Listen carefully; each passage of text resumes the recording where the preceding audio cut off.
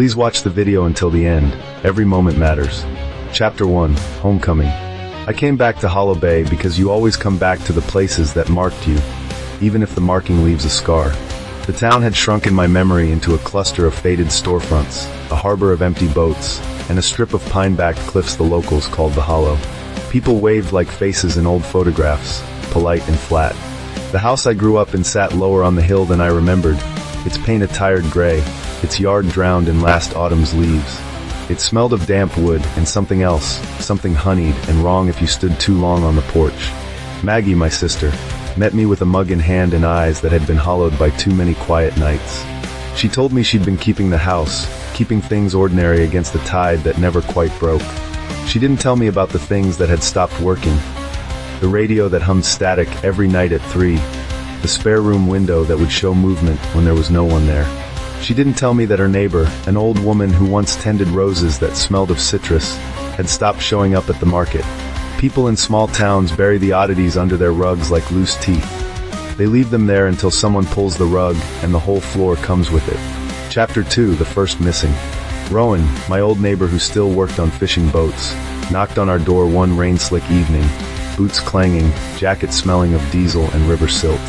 He came in with a face that said he'd seen something he couldn't unsee. He told us the youngest of the Tull family, the twins' boy, hadn't come home from his paper route.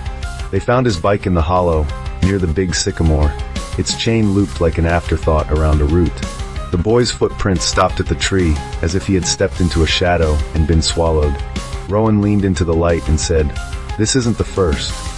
He listed names with the flat cadence of someone reciting weather reports. People had been drifting, pets missing and then returned with their eyes too bright. An old man who'd spoken in his son's voice the day after he vanished into the night and later came back sounding wrong. I remember thinking of the old woman's roses, their stems blackened from within like bone. Curiosity is a small, dangerous candle in your chest. I walked the hollow at night, the town breathing behind me, my breath short against the cold. The sycamore's trunk opened like a dark mouth, root fingers gripping the ground. I found scratches in the bark, not like any animal I'd seen. Someone, a child's hand, had etched a line that became a face if you let the wind shift the leaves just right. It felt like a message left in a language you're almost beginning to understand. Chapter 3, The House That Took. Maggie began to change. It was not immediate, no movies make it that neat, but like ice that rearranges its own molecules when left too long in a glass. She came home late one night humming a nursery rhyme I didn't remember our mother singing. Her hands arranged the silverware into neat, obsessive patterns. At dinner she asked whether we had ever noticed how the mirror in the hall made everyone's eyes look smaller. I joked and she laughed without answering. Later, I woke to the sink running and the taste of something like sweet sap on the air. The next morning, the neighbor from 3 doors down, Mrs. Locke, knocked and whispered that she had found a thing in her pantry. A patch of skin, pale as candle wax, peeling from the inside of a jam jar. She clutched my sleeve and said, "It keeps taking pieces." She wouldn't say what it was, but in Hollow Bay names are often a poor defense. Naming forces things into being. I started to watch the things that tried to fill the gaps left by the missing. A borrowed sweater worn longer than its owner.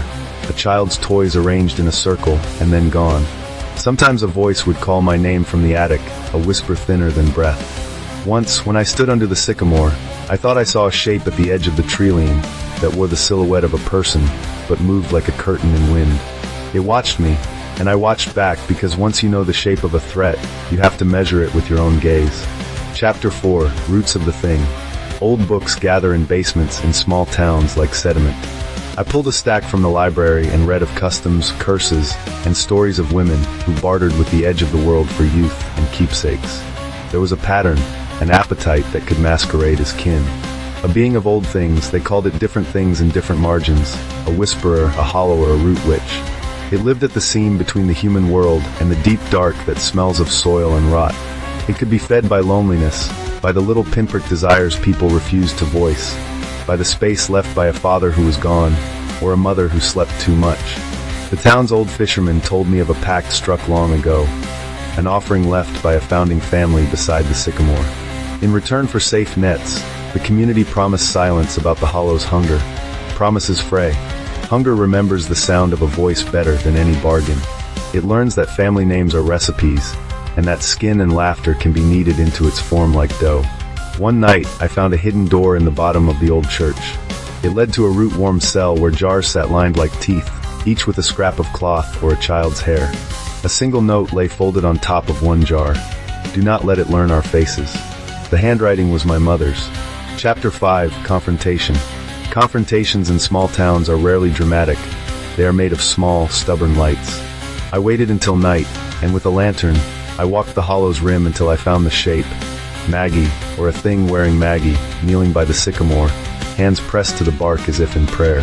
The skin around her palms had the pale, waxy bloom I'd seen in that jam jar. When she turned, her eyes were a mirror of something old, reflecting a forest I've never been shown. The voice that answered when I called her name was layered, hers and something beneath, like two records playing together. I did not choose it, she said, but the mouth that made those words made them sound like a promise being kept. The thing was not merely taking bodies. It learned them with a patience that made me think of a trap set over years. Imitation fashioned into love, into memory, then held until the shape could be worn like a perfect glove. I reached for her, and she smiled with my sister's teeth. My hands brushed the bark, and I felt a movement under the ground, a worming of root and thought. I tried to remember the bargain in the old book. The stitch you need to unmake such a thing is not quick. It requires a return of what was given. Names must be spoken back to the hollow, as the town's elders had once done. I held her face and said aloud the names of those who were missing, each syllable a kind of summoning, a ledger of wrongs. The thing recoiled as if heat struck it. It had learned our names by watching how we said them at supper tables and funeral altars, but it had not learned sorrow. Sorrow is a teacher no parasite can fake. We had to feed it our grief and keep feeding it until it could not mimic the rhythm of living. Chapter 6, Aftermath. We burned the jars we had found, and the smell of that fire tasted like old apples and wet dirt. The hollow shrank its edges. The sycamore's bark cracked and bled a sap that glowed in the lantern light. People returned, or their shells did. The twins' boy was found 3 days later in a field, looking at the clouds with a patience that had never been his. He had the story of a dream he couldn't find the words for. Some things were back to how they'd been. Some things were not. Maggie stood at the window and watched the road the way a watcher watches a tide. There was a strain to her laughter, like a violin played just out of tune. We left markers along the hollow, stones carved with names, jars buried deep with soil turned over 3 times. We whispered new bargains into the roots. We told the children stories about keeping to the light and naming each other properly at night. Hollow Bay was quieter for a while. The hunger retreated like an animal that knows it has been seen. A week later, I found a small scrap of paper in my pocket, one I couldn't remember putting there. In my hand, in my mother's looping script, were the words, "Remember to always answer when the hollow calls your name." I pressed it to the sycamore and thought, perhaps the world is stitched with habits, some necessary, some dangerous. We can never be sure which is which until we pull a thread. If you like this tale, please subscribe to the channel, activate notifications, give the video a like, leave a comment, and share the video.